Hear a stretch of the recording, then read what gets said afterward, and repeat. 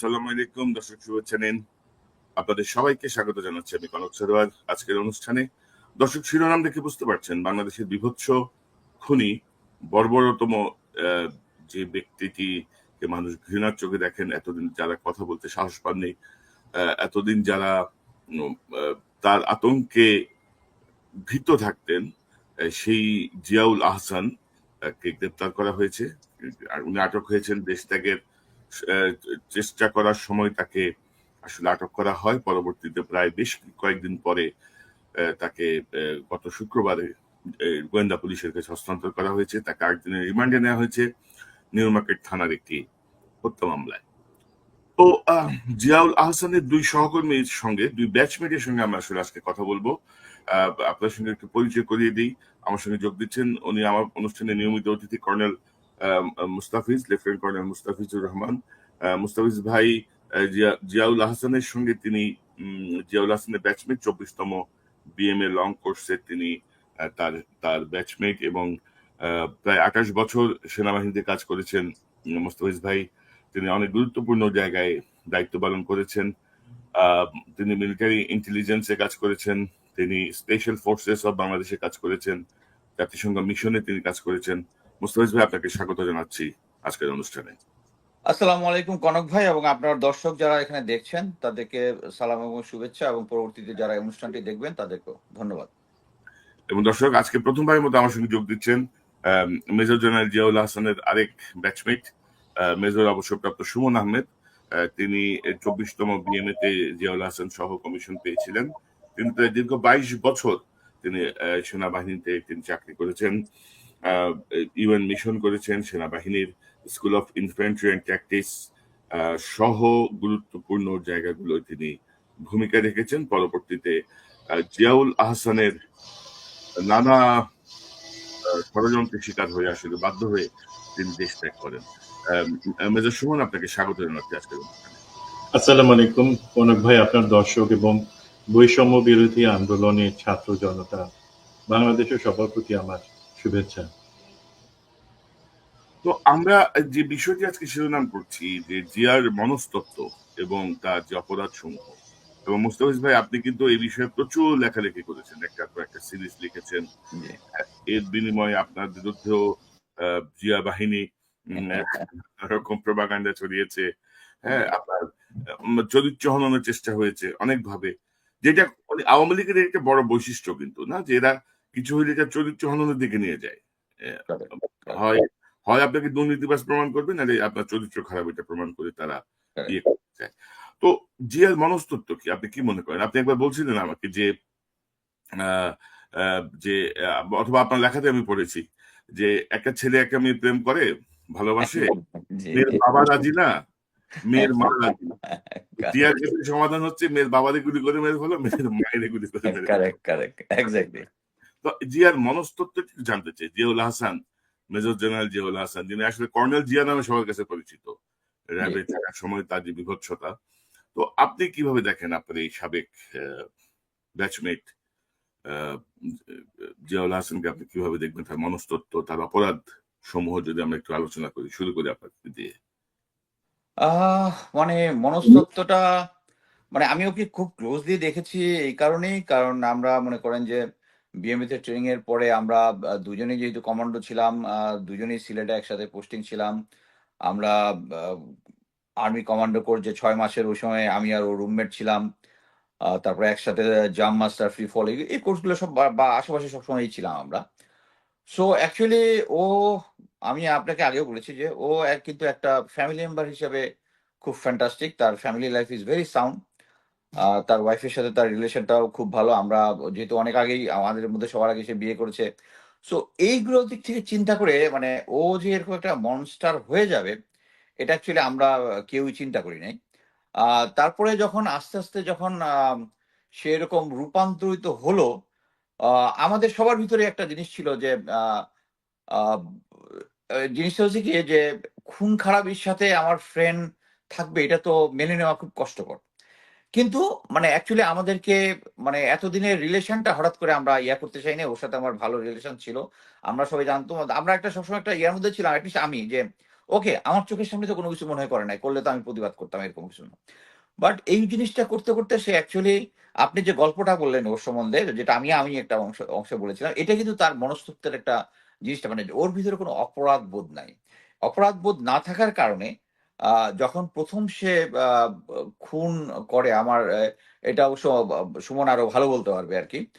প্রথম দুইটা পলিটেকনিক স্কুলের কলেজের দুইটা ছাত্রকে যখন মারে, তখনই সে অ্যাকচুয়ালি পলিটিক্যাল গডফাদারদের কাছে আসে, এবং সে যেহেতু আহ, একটা কমান্ডো কোয়ালিফাইড অফিসার, এবং যার মধ্যে কোনো অপরাধ বোধ নাই, he is a gold mine to political party like Awami League. এবং তাকে রিক্রুট করে এবং তাকে দিয়ে এই সমস্ত অপরাধ কাণ্ড কর্ম কন্টিনিউয়াস চালাতে থাকে আর কি। বাট ওর যেটা নেশা হয়ে গেছিল শেষের দিকে, সেটা হচ্ছে মানুষের এই যে এনটিএমসি তে যে ছিল, এই জিনিসটা যখন সে ইভেন মেজর অবস্থায় ছিল, লেফটেন্যান্ট কর্নেল হিসেবে ডিজিএফআই তে, সরি র্যাবে ছিল, তখন থেকেই এটার উপরে তার 1-to-1 এর ইয়া ছিল। কারণ আমি একটা, সে যখন লেফটেন্যান্ট কর্নেল, আমি তখন আর্মির ওসিএসইউ, তখন মিলিটারি রিলেটেড একটা কেসে হঠাৎ করে 2টা নাম্বারের ইয়া লাগবে, কল লিস্ট লাগবে। ওরে বলার 15 মিনিটের মধ্যেই, মানে ও জাস্ট ফোন করে বললো তার এক স্টাফকে সাথে মানে ওর এতটুকু অ্যাক্সেস ছিল। এবং আপনি শুনলে অবাক হবেন যে তার বাসা থেকে যখন তাকে ফাইনালি তার বাসায় সিজ করা হয়, এনটিএমসির যে একটা ইকুইপমেন্ট যেটা দিয়ে ট্র্যাক করা, এটা ওর বাসায় পাওয়া গেছে। আপনি চিন্তা করে দেখেন, একটা সরকারি একটা জিনিস তার বাসায় ছিল, তার মানে হচ্ছে সে বসে ওখানে বসে থেকে সবাইকে মনিটর করতে পারতো। তার মেইনলি ছিল হচ্ছে এই যে এই সরকার যে সাকসেসফুলি আমাদের রাজনৈতিক দলগুলোকে যে সাপ্রেস করে রাখছে, এটার হুম। কারণ একটাই যে আমাদের সবারই কোনো না কোনো দুর্বলতা থাকে। অনেকের নারী গঠিত থাকে, ড্রাগ রিলেটেড থাকে, মানি রিলেটেড থাকে। এই জিনিসগুলো ফোনের মাধ্যমে সে জোগাড় করে তাদেরকে সে ব্ল্যাকমেইল করে, আমি এখন তার টাকার অংশ দেখে মনে করলাম যে হয়তোবা সে টাকা পয়সা আমি প্রথমে তারা ভাবতাম যে Zia only power hungry. But actually আমি অনেক আগে, মানে কিছু কিছু আছে, ইনফরমেশন আছে আগে, অনেক আগে থেকে পেলেও এগুলার সাপোর্টিং না থাকলে ওটা বিশ্বাস করিনি। আমি একবার খবর পেয়েছি যে আহ, তার যে মিরপুরে ডিওএইচএস এ যে তার বাসাটা আছে, ওখানে সিসিটিভি লাগানো আছে সব সময়। আমেরিকাতে যখন আসছিল তখন আমার সাথে কথা বলার সময় একটু পর পরে শুধু সে সিসি ক্যামেরা দেখতো বাসায় সবকিছু সেফ আছে কিনা। কারণ কারণ অ্যাকচুয়ালি কি, ও তো কখনো পিসফুল লাইফ লিড করে না। সে জানতো যে সে অসংখ্য গুম খুন করেছে, সবসময় তার ভিতরে একটা টেনশন কাজ করতো। এখানে আসার পরে জাস্ট 15-20 মিনিট পরে সে সিসি ক্যামেরা দেখতো এখানে। সো এইরকম একটা সিচুয়েশনে ওর যে মনস্তত্ত্ব যেটা হয়েছে, সেটা হচ্ছে ওই গুম খুন জিনিসটা তার কাছে একটা পানি ভাত টাইপ হয়ে গেছে। আপনার মনে আছে যে 7 মার্ডার কেসটা, এটা নিয়ে যে যখন কথা হয়, এখন দেখেন মানে র্যাবের একটা নর্মাল জিনিস হচ্ছে, তারা যখন মানে ডেড বডি ডাম্প করে, আপনি কি কোনোটা দেখছেন এই 7টা লাশ ছাড়া কি আর কোনোটা ডেড বডিকে উপরে উঠতে দেখছেন? দেখেন নাই। কারণটা কি, ওই তারেক সাইদ যে ছিল, তার সাথে জিয়ার এবং তারেক সিদ্দিকী সিকিউরিটি, এই দুজনের একটা ঝামেলা ছিল। তার কারণে এই দুজনেই এই তাকে ফাঁসায় দেওয়ার জন্য এই লাশগুলাকে সে সারফেস করে দিছিল। সো এখন তার যে মনস্তত্ত্ব যেটা আছে তার ভিতরে, সো কনক ভাই যখন এই লাশগুলো ভেসে আসলো, হুম। এটা ছিল হচ্ছে জিয়া এবং তারেক সিদ্দিকীর একটা পরিকল্পনা, যাতে এটা ভেসে আসলেই তারেক সাইদ ধরা খেয়ে যাবে এবং তখন তাকে সিন থেকে আউট করে দেওয়া যাবে। সো ওর মনস্তত্ত্ব যেটা আছে, এবং সে আমার সাথে যখন এই নিউ ইয়র্কে যখন এসেছিল 2019-এর দিকে, তখন এয়ারপোর্টে হোমল্যান্ড সিকিউরিটির সাথে তার একটা মিটিং হয়েছিল। আমি তাকে রিসিভ করতে গিয়েছিলাম। তখন সে আমার 4টা ক্রেট নিয়ে আসছিল বাংলাদেশ থেকে। আচ্ছা, সে যখন তখন আমাকে বলল যে আমেরিকানরা তাকে অফার দিয়েছে যে সে যেহেতু ইন্ডিয়ার সাথে কাজ করেছে এবং ইন্ডিয়ার 7 সিস্টার ওই এলাকায় যে ইনসার্জেন্সিটা আছে, এটার সাথে সে বাংলাদেশি পার্টে সহযোগিতা করেছে, এবং ঢাকাতে যত ইন্ডিয়ান অপারেটিভ আছে এদের সবার সাথে তার যোগাযোগ আছে। ইভেন এনটিএমসি তে আমি একজনকে জানি, আমি আরো কিছু এভিডেন্স হলে বলবো, এনটিএমসি তে কাজ করতেছে এরকম লোকজনও আছে যারা র এজেন্ট। সো এই জিনিসগুলো সে ভালোভাবেই জানে। সো এখন জিয়াকে, এই যে জিয়ার যে মনস্তত্ত্ব, যেটা আপনি ওর হাসি দেখেই বুঝেছেন যে এমন একটা ইয়ার চেষ্টা করতেছে, এটা অ্যাকচুয়ালি একটা ইয়ার টেকনিক, এটা একটা ইন্টারোগেশন টেকনিক। মনে করেন আমি বেসিক ইন্টেলিজেন্স কোয়ালিফাইড, আমি এটা ট্রিক্স অফ দ্য ট্রেডটা জানি, কিন্তু ও কিন্তু কোয়ালিফাইড না, কিন্তু আমি ওর সাথে জয়েন্টলি একটা ইন্টারভেশন করেছি। অ্যামেজিংলি ওর যে স্কিল লেভেল, এটা হচ্ছে হাইয়েস্ট লেভেলের। আমি যখন ইন্টারগেশন হচ্ছে আমি একটা কোশ্চেন করব, সে ওইটা করতেছে, আমি নেক্সট কি হবে আমি বলার আগে সে এটা করতেছে, মানে he learn that technique. So সে যদি ইন্টারগেশন টেকনিক জানে, সে এটা কাউন্টারের টেকনিকও জানে। সো এখন এট প্রেজেন্ট তাকে যে ধরা হয়েছে, ধরার পরে যে এই মিটি হাসিটা হচ্ছে, আহ তুমি আমাকে ব্রেক করতে পারবে না, এটা হচ্ছে মেসেজ। বাট এখন যে সেট আপটা আছে, আমরা সবাই জানি যে এই এই আর্মির যতগুলো গোয়েন্দা সংস্থা আছে, আর্মি ইম্পর্টেন্ট যেগুলো, আমরা শুধু মাথাগুলা শিফট করেছি। বাট অন গ্রাউন্ডে যে জিনিসগুলো আছে, অন গ্রাউন্ডে তারা সবাই কিন্তু এই আওয়ামী লীগে রেখে যাওয়া জিনিস।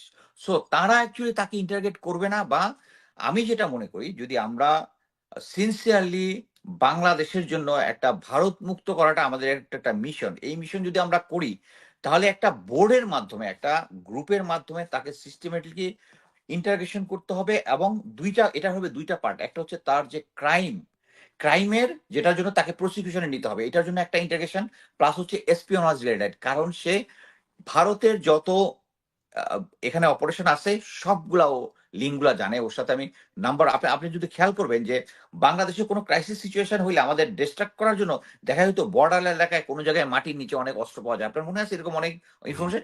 এবং সবগুলো দেখবেন ওখানে কিন্তু সাথে সাথে জিয়া আছে, ওখানে জিয়ার মাধ্যমে এই জিনিসগুলো কোঅর্ডিনেট করতো। সো সে অ্যাকচুয়ালি দেশের বা ওদের যে সমস্ত অনুপ চেটিয়া থেকে শুরু করে যারা এখানে কাজ করতো, প্রত্যেকেই এই র্যাবকে ইউজ করেছে।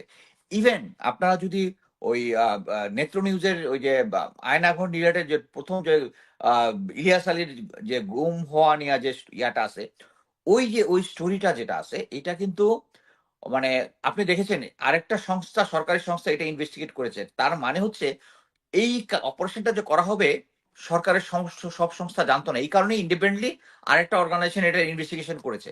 করার পরে যখন দেখতেছে এটা সেম সাইট, এবং এতে আমি অ্যাজিউম করেছি প্লাস অন্যান্য ইনফরমেশনে যে ইলিয়াস আলী যেহেতু ভারতের বিরুদ্ধে একটা সোচ্চার কণ্ঠস্বর ছিল, সো ভারতের রিকোয়েস্টে অফকোর্স শেখ হাসিনার নলেজে জিয়া ইন্ডিপেন্ডেন্টলি অপারেশনটা করেছে। সো তার সাথে ভারতের কানেকশন আছে। এই হাসিনা রেজিম যত ধরনের অপকর্ম করেছে সবগুলার ইয়ে আছে। এবং আমি যেহেতু মানে তার অনেক ফ্রেন্ডই মানে আমাদের অনেক কোর্সমেট তার ক্লোজে গিয়েছে, এবং তার ক্লোজে গেলে যেটা হয়, ফোনে যখন কথা বলে ইনফরমেশন গুলো তারা পায়। আমি অ্যাটলিস্ট ৩ জনের কাছে কনফার্ম করেছি, সে যখন বলেছে, মানে সবসময় তো তার ভালো দিন যায় না, অনেক সময় রেজিমের সাথে সে একটু রোশান হলেও পড়েছে, এরকম সিচুয়েশন আসছে। তখন বলছে মানে সে তো বলছিল আমার আমার এই হেডেক হলে হবে না, আমি তো সবকিছুর প্রমাণ রাখছি। সে মানে ফোনে বলছে আর কি, কয়েকটা জায়গায় বলছে যে সে সবকিছুর প্রমাণ রাখছে। এবং এই যে প্রমাণ রেখেছে, যেটা এইটাই হচ্ছে সবচেয়ে একটা ইম্পর্টেন্ট, যেটা আমাদের ইন্টারগেশন করার সময় আমাদের মনে রাখতে হবে। আমরা জানি যে কয়েকদিন আগে তাকে যখন প্লেনে এয়ারপোর্টে পৌঁছায় দিয়েছিল, সে যাতে পালিয়ে যায়, এটার কারণটা হচ্ছে এটা, আমাদের যতগুলা সংস্থা আছে সবাই জানতো যে তা কিন্তু সোশ্যাল মিডিয়ার অ্যাক্টিভিটিস এবং অন্যান্য অ্যাক্টিভিটিস এর কারণে সে যখন যেতে পারলো না, তখন তাকে এনে তখন বুঝে ফেলছে তাকে তারা আর পাসপোর্ট মানে বিদেশ যেতে দেবে না। সে যদি বিদেশ চলে যেত, তাইলে এই হাসিনা রেজিম এবং যারা প্রেজেন্ট সার্ভিং আছে, ইভেন আমি বলবো যে সেনাবাহিনীর প্রধান থেকে শুরু করে সবার তো সে ফোন কল রেকর্ড করতো। এখন আমরা জানি যে সেনাবাহিনীর প্রধান এই ভারতের কৃপা ছাড়া হয় না। এখন উনার সাথে ওনার যদি কোনো কল রেকর্ড থেকে থাকে, তো ওনার তো ভয় পাওয়ারই কথা। সো আমার ধারণা মানে সে সরকারকে এবং ইয়াকে একটা যেটা মানে সে এই ব্যাপারে খুব স্মার্ট, সে এই সমস্ত এভিডেন্স নাম্বার অফ প্লেসে, নাম্বার অফ লোকজনের কাছে দিয়ে রাখছে, যে তাকে যদি মেরে ফেলা হয় বা কোনো কিছু হলে আপনি দেখবেন রেগুলার সারফেস করবে, আমি অ্যাজিউম করি। সো এখন সরকার চাচ্ছে না যে তাকে যদি প্রসিকিউট করে বা কোনো কিছু করে, তাহলে কিন্তু এই জিনিসগুলা মানে মনে করো যে তাকে ইন্টারগেট করবে, এখন যারা আছে তারা তো তার সব কলিগ। এখন এই মুহূর্তে হেড গুলো তারা, সো এরাও তাকে কি ইন্টারভিউ, তারা তো কেউ কোনো কিছু ইন্টারভিউ করবে না। সো এই জিয়াউল হাসান ইন্টারগ্রেশন কেসটা আমাদের সরকারকে সিরিয়াসলি নিতে হবে, এটার জন্য একটা আলাদা সেপারেট টিম করতে হবে, এবং তাকে দুইটা ফেজে, একটা হচ্ছে এসপিএনএস পয়েন্ট অফ ভিউতে, একটা ক্রাইম পয়েন্ট অফ ভিউতে করতে হবে। এবং এটা যদি না করা যায়, তার আমরা অলরেডি আপনি দেখেছেন তার বাসায় বিপুল পরিমাণ ফরেন কারেন্সি পাওয়া গেছে।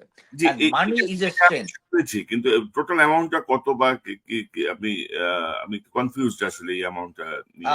অ্যাকচুয়ালি ইস টোটাল অ্যামাউন্টটা যদি আপনি ডলারে নেন, বাংলা টাকা আর ইয়াতে, বাংলা টাকা পাওয়া গেছে বোধহয় 9 কোটি, আর বাকিটা সবাই ফরেন কারেন্সি, ডলার, ইউরো এবং ওই দুবাইয়ের যে কারেন্সিটা দিরহাম বোধ হয়।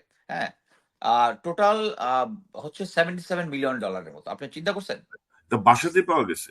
বাসায় পাওয়া গেছে। আমি যখন মঙ্গলবার দিন ফার্স্ট ইনফরমেশনটা পাই, আমাকে একজন মানে এটা একটা মানে পুলিশ সোর্স থেকে আসলো যে ওখানে ওর মাধ্যমে আসে যে ৮ টা ট্রাঙ্ক পাওয়া গেছে ওখানে। ৮ টা টাকার ট্রাঙ্ক পাওয়া গেছে। আমি তো এটা বিশ্বাস করি অ্যাকচুয়ালি যেটা হয় আরকি। এটা এখনো পাবলিক হয় নাই কিন্তু কোনো পত্রিকায় এই আসে নাই। এইটাই আমার কথা। বাট কথা হচ্ছে এটা পুলিশ এবং গোয়েন্দা সংস্থার উপস্থিতিতে সিজার লিস্ট করা হইছে আরকি। সো আচ্ছা। এটা আ আমার মনে হয় এখন না আসলেও কয়েকদিন পরে এই জিনিসটা আসবে। আমি স্ট্রংলি বিশ্বাস করি। যদি কারণ এত বড় একটা অঙ্ক টাকা ৩ টা গোয়েন্দা সংস্থা এবং পুলিশের উপস্থিতিতে হওয়ার কথা না আরকি। কেউ এটাকে গায়েব করে দিবা বা এরকম সুযোগ আমার মনে হয় নেই। বাট আমার মনে হয় টাইমে এটা আরো সামনে আসবে। বাট আমি আমি আসলে তাই আপনি যেটি বলছিলেন সেটি আমার গতকাল থেকেই মনে হচ্ছিল যে মানে জিয়ার ইন্টারোগেশন করবে কে? জিয়াকে ইন্টারোগেট কে করবে? জি, প্লাস ধরেন আনিসুল হক সাবেক আইনমন্ত্রী তাদের প্রশ্ন করলে সে মিটিমিটি হাসে। জি, কোনো উত্তর দেয় না। কারণ এরাই তো ধরেন যারা এখন ইন্টারোগেট করছে তারাই তো কয়েকদিন আগে স্যার বলে সেলিউট করছে, তাই না? কারেক্ট, কারেক্ট, তো কারেক্ট, কারেক্ট। তার পক্ষে খুব বেশি ভালো মানে এরা তো ওই যে সাধারণ একটা কর্মী পাইলে পিটায় হাত ঠ্যাং ভেঙে দিতে পারে। কিন্তু রাইট। এদেরকে ইন্টারোগেট কিভাবে করবে আমার সন্দেহ আছে। আমার মনে হচ্ছে সরকার নিশ্চয়ই একটা ব্যবস্থা গ্রহণ করবে। যদিও সরকারের আস্থা দিন, দিন মাইনাস হচ্ছে আরকি। ১০০ থেকে আস্তে, আস্তে নিচের দিকে নামতেছে। হ্যাঁ? কথা হচ্ছে এখন ইন্টারগ্রেশন রিলেটেড যারা করবে তারা সবই আগে জিয়ার আন্ডারে কাজ করেছে বা হুম, হুম। জিয়ার আশেপাশের লোক। এদের দিয়ে ইন্টারগ্রেশন বা এটা হওয়া মানে আমার কাছে এটা আকাশ কুসুম ছাড়া আর কোনো কিছুই না। প্লাস এখনো সেনাবাহিনীর যতগুলো আছে মনে করেন যে আমি 9 ডিপ থেকে খবর পেয়েছি যে তারা ওখানে ডিপ্লয়েড আছে। কিন্তু brigade commander brigadier general Saifullah সম্ভবত ৩২ লং কোর্স বা সামহার সে এনএসআই তে ছিল আগে। সে নাকি ওই ওখানে পাওয়া যাচ্ছে আওয়ামী লীগের লোকজনের বাসায় অস্ত্র আছে, আছে। অফিসাররা যাইতে যাচ্ছে তাদেরকে পারমিশন দিচ্ছে না। কারণ এটা সমস্ত বাংলাদেশে একই অবস্থা। যে যারা আছে ফার্স্ট লেভেলটাকে টপল করা হয়েছে। কিন্তু সেকেন্ড লেভেল যারা আছে এই সমস্ত ইম্পোর্টেন্ট জায়গাতে আ আওয়ামী লীগ যারা আ লেসপেন্সার যারা তারা কোথায় ছিল? ডিজিএফআই তে ছিল, এনএসআই তে ছিল, র‍্যাবে ছিল, আ এই এসএসএফ এ ছিল, পিজিআর এ ছিল এগুলাতে। সো এই লোকগুলা যখনই কোন একটা জায়গায় আসছে প্রমোশন এবং এরা সবাই প্রমোশন পেয়ে বড়, বড় পোস্টে গিয়েছে। এরা অ্যাকচুয়ালি অন গ্রাউন্ড এ এবং এইটাই কিন্তু আমি মনে করি যে জিয়াউল হোসেনের মিটি হাসির পিছনে এটাই কারণ। কারণ সে কারণ জানে যে পুরা আদালতটা এখনো আওয়ামী লীগের। উপরের দিকে কিছু চেঞ্জ হয়েছে কিন্তু পুরো আদালতটা আওয়ামী লীগের। এবং সে বলছে যে আ বেসিক জিনিস সে তো জানে হি ইজ স্মার্ট। সে নিজেই বলছে যে, "আমি এনটিএমসি তে করি। এনটিএমসির কোনো অস্ত্র নাই, কোনো ইয়া নাই।" তার মানে হচ্ছে তার কোনো ইয়া নাই। কিন্তু আমরা সবাই জানি যে এইজন্য আই উইটনেস দরকার। তাকে প্রসিকিউট করতে হলে। কারণ তার আন্ডারে নাই। কিন্তু সে ভার্চুয়ালি র‍্যাব, এনটিএমসি, ডিজিএফআই সবগুলাকে সেই চালায়। জি। সেই মোস্তাফিজ চালায়। আমি আসছি আপনার কাছে। মেজর সুমন আপনি তার সহকর্মী হিসেবেও কাজ করার সুযোগ হয়েছে আপনার। বা আপনি জি। তার সহকর্মী হিসেবে কাজ করেছেন। অ্যা ব্যা একজন অফিসার, সেনা অফিসার, সেনা কর্মকর্তাদের আমরা যতটুকু জানি যে বিভিন্ন রকম পরীক্ষার মধ্য দিয়ে তাদেরকে আসলে ফাইনালি নিয়োগ দেওয়া হয়। এর মধ্যে সাইকোলজিক্যাল টেস্ট একটা গুরুত্বপূর্ণ পার্ট। তো সবকিছু উপচে যাওয়ার পরে এরকম একটা বীভৎস খুনী মানসিকতা কিভাবে ডেভেলপ করলো বা আপনি কাজ করতে যেয়ে কি দেখলেন? যেমন মোস্তাফিজ ভাই বলছিলেন যে তার মানে বিচার বহির্ভূত হত্যাকাণ্ডের সূচনা হয়েছে টেকনিক্যালের ২ জন ছাত্রকে হত্যার মধ্য দিয়ে। তো আপনি একটু যদি তার মনস্তত্ত্ব বা তার অপরাধের জায়গাগুলো আপনি খুব কাছে থেকে নিশ্চয়ই দেখেছেন। কি মনে করেন? কিভাবে দেখেন আপনি? ধন্যবাদ কনক ভাই। জিনিসটা হচ্ছে আমরা খুনি জিয়া সম্পর্কে আলাপ করছি। আমি তার কোনো র‍্যাংক বা মিল বিকজ জি, তার জি। কোনো কর্মকাণ্ডই আমরা যারা বাংলাদেশের সেনাবাহিনী, গর্বের সেনাবাহিনী সম্পর্কে কথা বলি, সে সেই র‍্যাংকের যোগ্য না বা তার নামের সাথে আমি কখনো তার র‍্যাংক বলবো না। প্রথম কথা। আমি খুনি জিয়া হিসেবে তাকে বলেছি সবসময়। তার কোর্সমেটরা সেটাতে প্রচন্ড আপত্তি করেছে। অনেক সময় বলেছে যে কোর্সমেট। আমি বলেছি না, কোর্সমেটের যে সম্পর্ক তার থেকে অনেক বড় হচ্ছে সে যে অপরাধগুলা করে এবং করেছে সেটার সাথে। এখন আমি জিয়া সম্পর্কে জিয়াকে প্রথম আমি বাংলাদেশ মিলিটারি একাডেমিতে দেখি 1989 সালে। এবং আমার যে জিনিসটা সেই ২ বছরে মনে হয়েছে সে ছিল অ্যাকচুয়ালি বেসিক্যালি একজন প্রচন্ড ভীতু মানুষ এবং ইনফেরিয়রিটি কমপ্লেক্সে ভুগে। যেমন জিয়াকে বলি, মুস্তাফিজ আছে বলবে, জিয়া কখনো নিজের নামও সঠিকভাবে উচ্চারণ করতে পারে না। তা সে বলতো জেসি জিয়া স্যার, জেসি জিয়া। সে জিয়া কথাটা এবং সঠিকভাবে উচ্চারণ করার মতো। তো তার ইনফেরিয়রিটি কমপ্লেক্স থেকে তারপরে যখন সে সেনাবাহিনীতে অবশ্যই কমিশন পাইল এবং চাকরি করার প্রথম ২-১ বছরের মধ্যে তার মধ্যে আমার সম্ভবত মনে হয় একটা জিনিস কাজ করলো যে আমি তো আমার মানে প্রফেশনাল এক্সেলেন্স অথবা সততার মাধ্যমে কোনো কিছু আর্মিতে উপরে উঠতে পারবো না, সে তখন অন্য দিকটা চিন্তা করলো যে ঠিক আছে, আমি যদি অন্যভাবে নিজেকে নৃশংসভাবে বা কোল্ড ব্লাডেড মার্ডারার হিসেবে প্রমাণ করতে পারি তাহলে হবে। তাকে আমরা যখন তার সাথে কাছাকাছি school of infant and tactics, সেখানে আমি ট্যাকটিক্সের ইনস্ট্রাক্টর ছিলাম, সে ছিল কমান্ডো ব্যাটালিয়নে এবং স্পেশাল ওয়ারফেয়ার উইং এ ছিল। তখন আমি শুনতাম, যেটা প্রচন্ড গর্হিত একটা কাজ, যারা অফিসার স্টুডেন্ট ছিল তাদেরকে সে লাঠি দিয়ে পিটাতো এবং বাবা মা তুলে গালে দিত। কিসের জন্য? এটা না যে সে তার ভয়টা এবং ইনফেরিয়রিটি কমপ্লেক্স কাটানোর জন্য সে নিজেকে প্রমাণ করার চেষ্টা করতো যে সে প্রচন্ড সাহসী একজন মানুষ। মুস্তাফিজ বলবে যে সে প্যারাজাম্প দিতে চায় না, সে পালায় বেড়াচ্ছিল সিক করে হসপিটালে, সে দিবে না, তার মনে ভয় আছে। সে জানতো তার এই ভয়টা কাটানোর একটাই 2 নাম্বার উপায় হচ্ছে নিজেকে প্রমাণ করা সে খুব সাহসী একজন লোক, এবং পরবর্তীতে যা রূপান্তরিত হয় সে নৃশংস একজন লোক। তো আমরা তাকে বলা শুরু করলাম ক্র্যাকহেড জিয়া। এবং ক্র্যাকহেড জিয়াকে আমি পরবর্তীতে কোথায় আবিষ্কার করলাম? যখন আমি MBA করি MISC-তে 2006-7 সালে, তখন 7-8 সালে, তখন শুনলাম যে সে মেজর জেনারেল মাহবুব হায়দার খান, পরবর্তীতে MS, এবং উপদেষ্টা, সামরিক উপদেষ্টা তারেক সিদ্দিকী, তাদের যেই সমস্ত প্রপার্টি আছে ঢাকা এবং অন্যান্য জায়গায়, সেগুলার কেয়ারটেকার হিসেবে কাজ করে সে। তখনও সে কিন্তু র্যাবে আসে নাই। তার বেসিক জব হচ্ছে সে তাদের কৃপা পাওয়ার জন্য সে সেগুলা ম্যানেজ করে, যেহেতু দুইজনই তখন মোটামুটি ক্ষমতার থেকে অনেক অনেক দূরে। দেন সেই কেয়ারটেকার থাকা অবস্থায় হয়তো তার মনস্তত্ত্বে একটা জিনিস ঢুকলো যে না, আমার তো একটা সুযোগ আছে। যখন আওয়ামী লীগ সরকার ক্ষমতায় আসলো 2009 সালের জানুয়ারিতে, তখন সে চিন্তা করলো আমার আরো উপরে যাওয়ার উপায় আছে। দেন সে র্যাবে জয়েন করার পরে যে কাজগুলো করলো সেগুলো হচ্ছে তার আরেকটা স্তরে উঠা, যেখানে সে নিজেকে প্রমাণ করবে উপরে উঠবার জন্য যে সে নৃশংস খুনি হতে পারে। মুস্তাফিজ এক্সাম্পল দিল, তেজগাঁ পলিটেকনিক ইনস্টিটিউটের যে 2 জন ছাত্রকে সে রাতের বেলায় মারলো। এবং সেইটার পরে আমার সাথে জিয়ার তার 2 দিন পরে কথা হয়। আমি বললাম যে তুমি এই কাজটা কেন করলা, তোমার কি কোনো এভিডেন্স বা কিছু আছে? তার সে সম্পূর্ণ নির্বিকার। এই যেই হাসি আপনারা সেদিন টিভিতে দেখলেন, সে একই ধরনের হাসি তখন তার শুরু হলো যে তো কি হয়েছে, আমার কি কেউ কিছু করতে পারবে? তো এবং পরবর্তীতে আমি যখনই তার সাথে আমার 6 মাসের মতন একসাথে ক্লোজলি কাজ করে, যদিও আমি ভিন্ন জায়গায় ছিলাম, ভিন্ন ডিপার্টমেন্টে ছিলাম, কাজ করার অভিজ্ঞতা থেকে আমি কিছু জিনিস বলতে পারি যে জিয়া তার যে ইনফেরিয়রিটি কমপ্লেক্সটা কাটানোর জন্য সুপেরিয়রিটি কমপ্লেক্সে যাওয়ার চেষ্টা করত, সেখানে তার 4টা জিনিস ছিল। সে মনে করতে এই 4টা জিনিস অবলম্বন করে সে পারবে। একটা হচ্ছে ব্ল্যাকমেইল করা, যেহেতু আওয়ামী লীগ সরকার তাকে এমন গুরুত্বপূর্ণ জায়গাগুলোতে নিয়ে আসে, প্রথমে র্যাবে, পরে NSI-তে, পরে তো NTMC, যে ব্ল্যাকমেইল করা। সে শিখলো অ্যাকচুয়ালি DGF এর সাথে যে কিভাবে ব্ল্যাকমেইল করে বিজনেসম্যান, পলিটিশিয়ান বা অপোজিশন পলিটিক্যাল পার্টিকে দমানো যায়। সেটা থেকে সে তার মাথায় একটা চিন্তা আসলো, এটা তো আমি নিজের জন্য ব্যবহার করতে পারি। এবং তার মোস্তাফিজ বলবে $77 মিলিয়ন ইকুইভ্যালেন্ট, সেটা প্রায় 925 কোটি টাকা বাংলাদেশি টাকায়। আমি সবাইকে বলছি যে ঠিক আছে, সে ইভেন খুনি না, আমি তাকে খুনি জিয়া বলছি, আপনারা আপত্তি করতে পারেন যে কিছু তো প্রমাণিত হয় নাই, কিন্তু কিভাবে একজন সামরিক অফিসারের বাসায় তার সে বিদেশে কত টাকা পাচার করেছে সেটা আরেকটা জিনিস, সেটা পাওয়া যায়। সেটাতে তো ব্ল্যাকমেইল করে সে কিন্তু শুধুমাত্র বিরোধী দল বা ব্যবসায়ীদের দমন করা বা তাদেরকে আওয়ামী লীগের কাছে সবকিছু বিক্রি করে দেওয়ার যে জিনিসটা DGFI করে, সেটার বাদে সে নিজের একটা সম্পদ গড়ে তোলা শুরু করলো, যেটা সে মনে করলো তার কাজে লাগবে। দ্বিতীয়ত যে জিনিসটা, কন্ট্রাক্ট কিলিং, তারেক সাইদের কথা বললো। এখন এই জিনিসটা কিন্তু কখনো সারফেস হয় না বা কেউ বলার সাহস পায় না। অ্যাকচুয়ালি কন্ট্রাক্ট যেটা ছিল নজরুল ইসলামকে এবং তার সাথে বাকি 6 জনকে, সেটা তো ইনিশিয়াল প্ল্যান ছিল না, বাট নজরুলকে সরানোর কন্ট্রাক্ট এসছিল জিয়ার কাছে, খুনি জিয়ার কাছে। এবং সে খুনি জিয়া পলিটিক্যাল যে কিছু করবার আগে অবশ্যই তারেক সিদ্দিকীর ব্লেসিংটা নিয়ে নিত, তাকে অ্যাটলিস্ট জানাতো।